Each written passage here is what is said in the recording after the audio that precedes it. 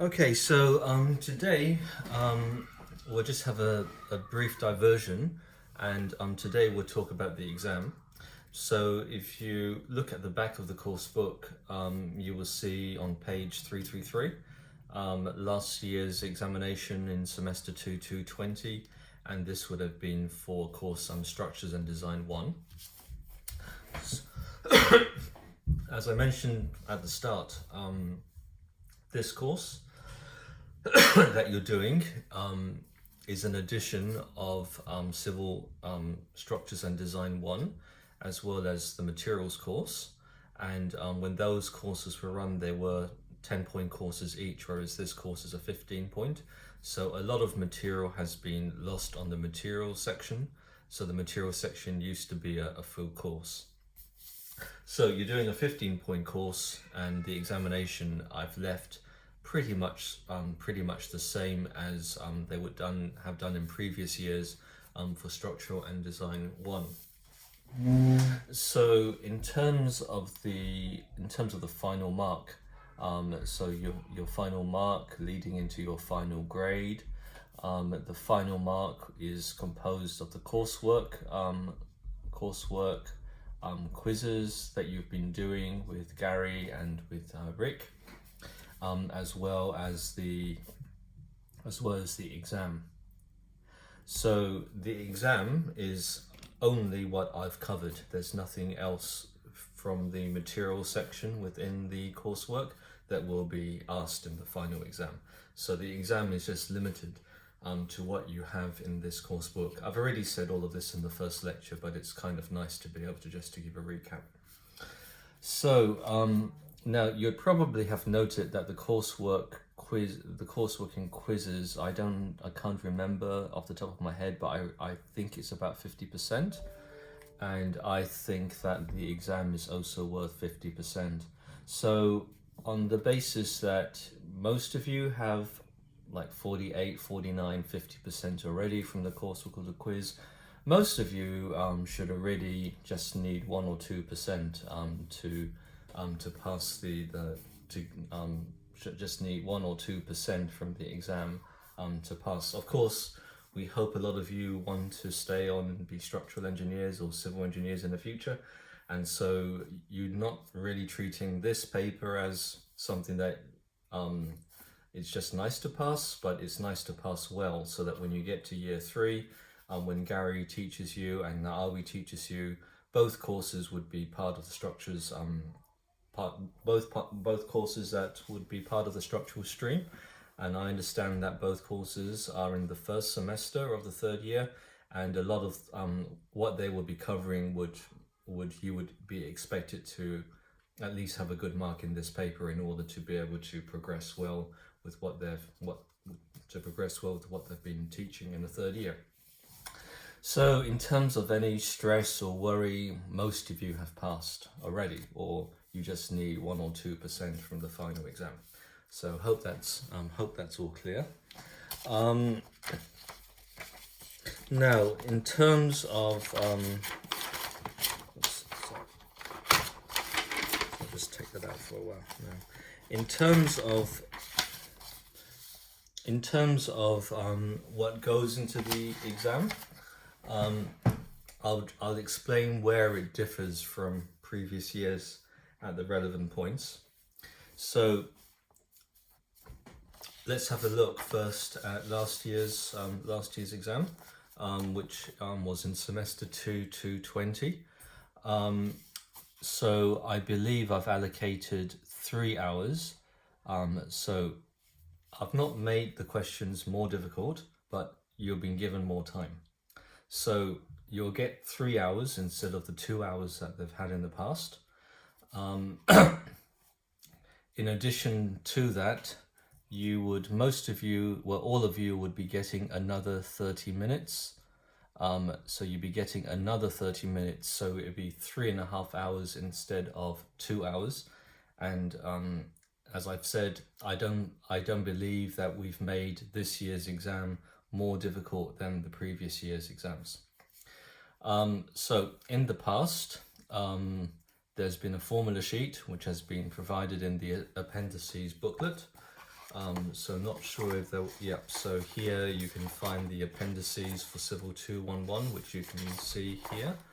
At the back here in the appendices booklet, so you can see all of that here: slope, deflection, fixed end moments, and all the stuff that we've been talking about.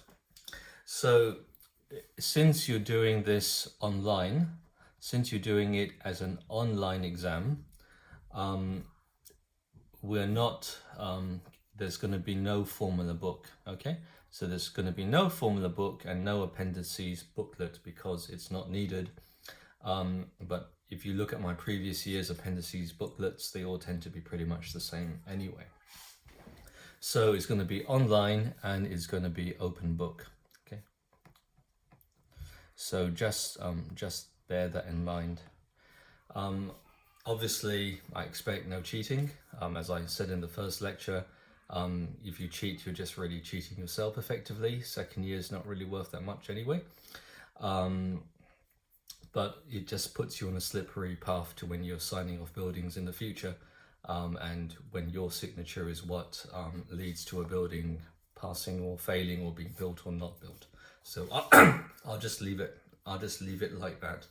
I do have a Chegg account myself, and the university is in coordination with Chegg and the other providers. In any case, Chegg would probably use a different notation, a different sign direction, and by the time you've done something, firstly, I'll find out, and secondly, if you were able to interpret the solution anyway, you probably wouldn't need to be running to Chegg. So, of course, I'm fully aware that you can be using the any software, online software, that's fine. But when you show the workings, put sufficient workings so that the marker can mark and you're not just jumping to the final solution, because otherwise that's clearly you've gone to some software, you've done some calculations there. Okay, so online and open book. So so first question, it's not really, the wording hasn't changed in the previous years. And by the way, all of these exam questions have already been extracted and put in the course book. And a lot of them have video work solutions by the teaching assistants already, or by myself. So if you look in the Dropbox, you can probably find full work solutions and videos for most of the previous exam questions. So question one, the wording hasn't changed. So the wording hasn't changed. So if you look at this year's question one, if you look at 2020's question one, and if you looked at 2019 question one, you would probably find that the words are very similar, or if not the same, with the slope deflection equations, and then find the fixed end moments for each span, get the bending moments, and then sketch the deflected shape. So that's worth 20 marks. So the wording hasn't changed, and what has changed in previous years is just just the figure has changed. Okay, so question 1A, the wording hasn't changed, and then we'll put A would be the slope deflection method question. So if you're really just looking to pass, I would suggest you just spend most of the time making really sure, both in your revision and possibly in the exam, that you get this question right. The slope deflection one is not really that hard, it just needs a bit of practice. So question 1A would be the slope deflection method question, and that is historically been worth 15 marks, which you can see there. So 15 marks. And then question 1B for 5 marks. So question 1B for 5 marks would be the qualitative stuff. So what's question 1B is worth 5 marks. Perhaps this one is a bit more intellectually stimulating than the slope deflection question worth 15 marks, where here you're just punching numbers into a known process and at least being able to demonstrate that you can get the calculations out correctly. So the smaller mark is potentially harder than the 15 mark one. You should be able to solve this on one sheet of A4 if you like jumping into 20 or 30 pages of A4.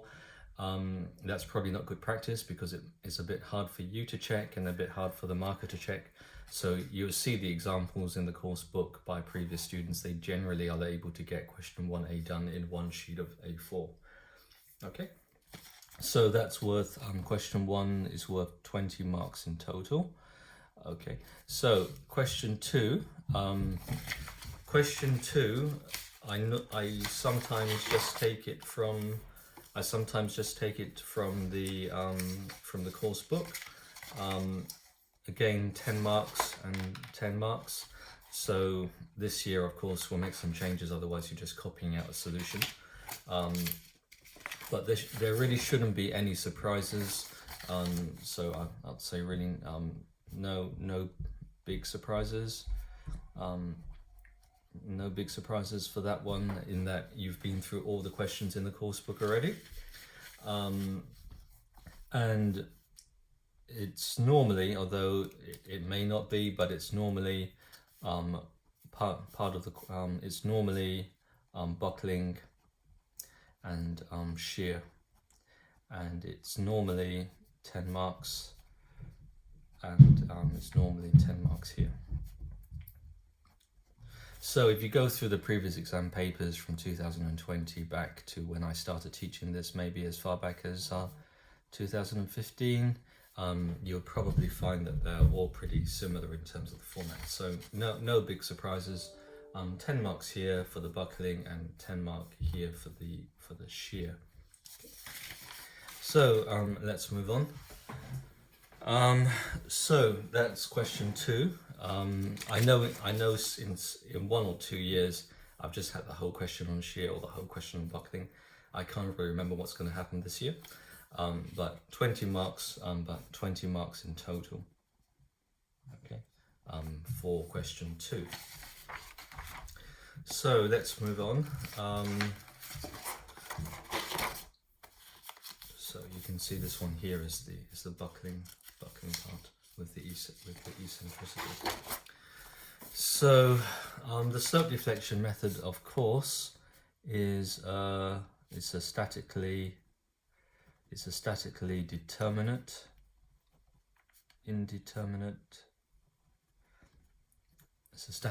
indeterminate problem.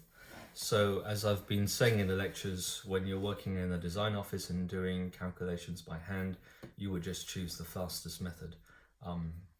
So the fastest method depends on the problem, and it may not necessarily be the slope deflection method. And of course, you need to be aware whether you want shear deformations to be taken into account, and you want to be aware of the potential buckling modes of failure or potential eccentricities due to the shear. But generally, you've covered this method for statically indeterminate structures. Quincy and Lucas have also covered some methods, moment curvature for statically indeterminate structures, and you would look at whatever you're doing when you're working and in the design office, and then you would choose the most appropriate method or the fastest method to enable you to check the computer output.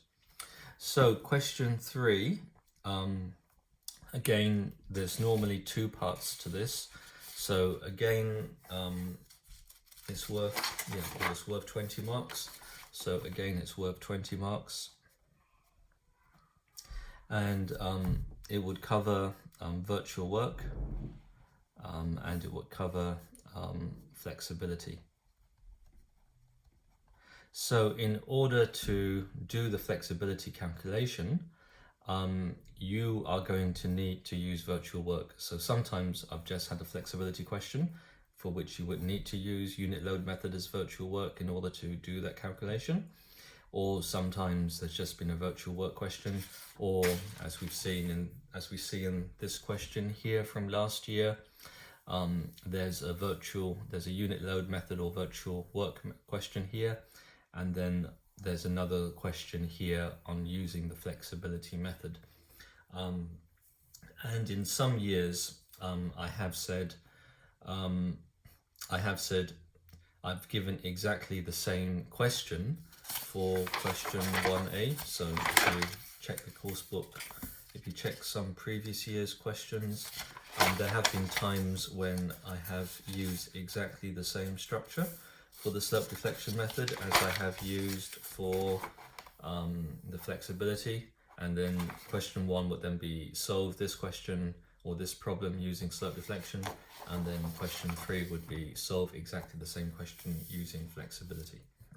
So you can, right, so you'll be able to see from there that the question will specify to use the flexibility method. So you're not at liberty to come across and suddenly use another method. And the reason why flexibility, well, virtual work's important to know for a lot of topics, and flexibility is a matrix method. When you go to a design office, the software or the spreadsheets, they may use the flexibility method, or they may use the stiffness method, and the stiffness method is exactly the same as the flexibility method. So flexibility and stiffness, one is just the inverse of the other. So stiffness would be equal to 1 over the inverse of flexibility. So you could have a flexibility matrix, or you could have a stiffness matrix, and they're related by being an inverse of each other. So if you understand the flexibility concept, you're going to understand the stiffness concept. And flexibility and stiffness, they are, or the matrix methods, they're used in computer software that people in design office will be using. So if you remember last year when the bridge failed, there was something called finite element analysis of the Auckland Harbour Bridge, and that is a matrix method where a computer software works out for thin walled shell structures what the deflections and what the stresses are. So just one extension going up from beams that you've got with flexibility and with stiffness. So that's worth so that's combined worth 20 marks in total. So if you add all of these marks up, you'll get 60 marks in total. So I would then be scaling those 60 marks by the ratio, divide by 60 times by 50 to get the final mark for the exam mark, and then that would go into the final mark. So what's really important what's really important is probably the question 1. Okay, in terms of being able to progress to year 3 without having any major problems in terms of your first lecture. Okay, so before we continue, let's just have a flick through. What's been provided in previous years.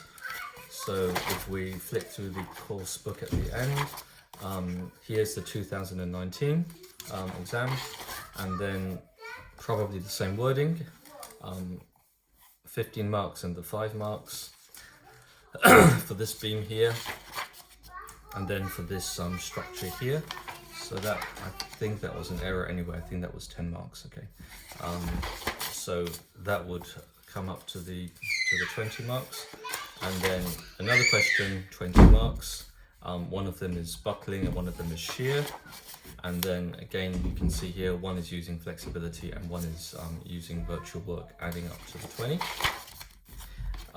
Here's a class test there for some reason, but this year you've had no class tests, but previous students have had the advantage of having had a class test in the past where they've got to do the calculations under exam conditions.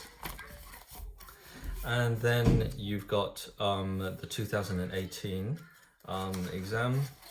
So again, 15 marks for the slope deflection bit, 5 marks for the qualitative stuff, and then 10 marks for the shear, 10 marks for the buckling, and then coming up another 10 marks and another 10 marks, and so on. So these are the last couple of years questions which I suggest if you go through them, make sure you can do them, then you shouldn't have any major surprises, okay, when you do the online exam. So I'll now tell you how the exam might also differ a bit from the previous year's exams. So let's go back to this page here. Okay. So you'll have question 1, which would be the beam or the slope deflection, or the qualitative. And then question 2 would be shear, stroke buckling. And then there will be the question 3 on the virtual work, stroke flexibility. So the total marks you will get from the exam is 60 marks. Okay. So that would be worth 20 marks, that would be worth 20 marks, that would be worth 20 marks. So this one is a compulsory question, so you've got to do question 1. This one for your exam is a compulsory question, so you've got to do question 2. I'm now going to give you another option with a question 4, okay? So you can do one of these. So you don't need to do question 3 to get the 20 marks. You could, if you wanted to, you could do question 4, okay? But if you do, so your options in the exam are questions 1, 2, and 3 to take you up to the 60, or you could do questions 1, 2, and 4. Okay, so there's only 2 ways to accumulate the 60 marks. Both of them involve doing question 1 and 2. So I've got this question 4 because I'm aware that as I've been talking throughout, flexibility and stiffness are relatable terms.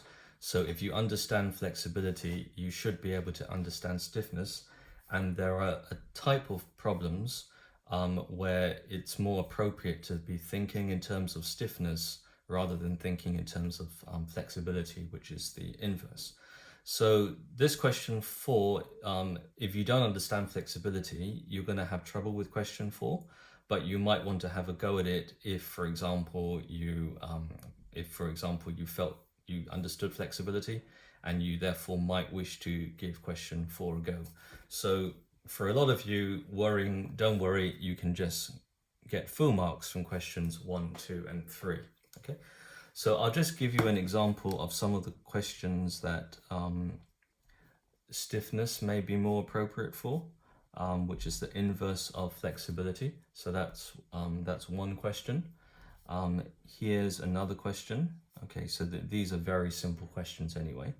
Coming down with a load there. Okay. Here is a more complicated one. So that would be a rigid beam. Okay. That would be a rigid beam. That would be a bar holding the rigid beam in place. This would be a frame member coming down.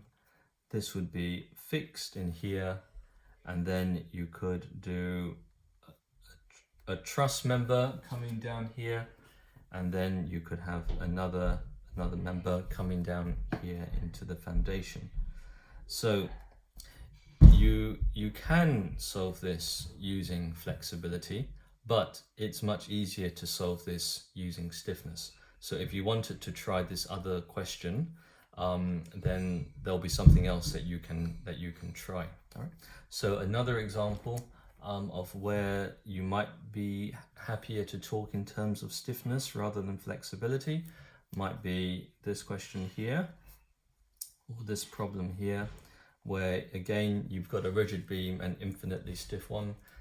You've got another member coming down there, and then you have what's known as a spring. Okay, and then with a force there, and here with another force here. Okay.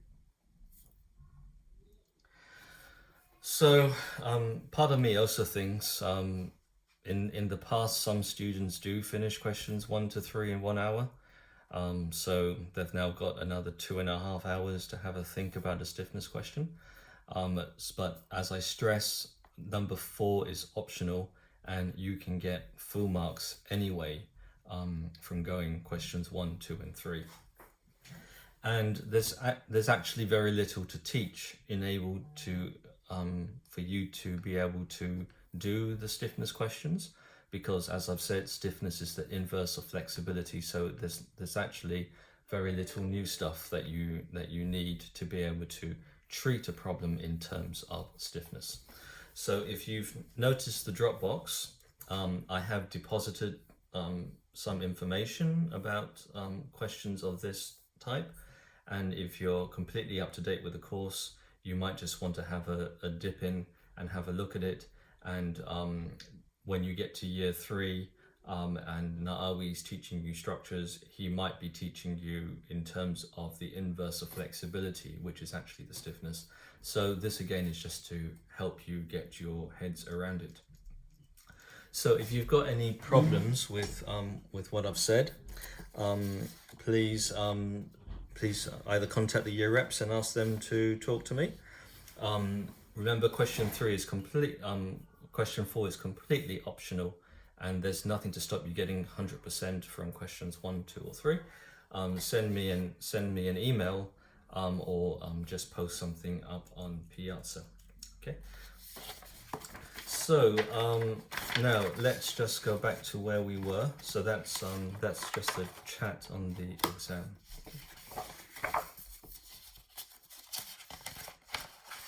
And as you can see, we've almost finished all the course material, because the only bit left to cover is the analysis of statically indeterminate trusses.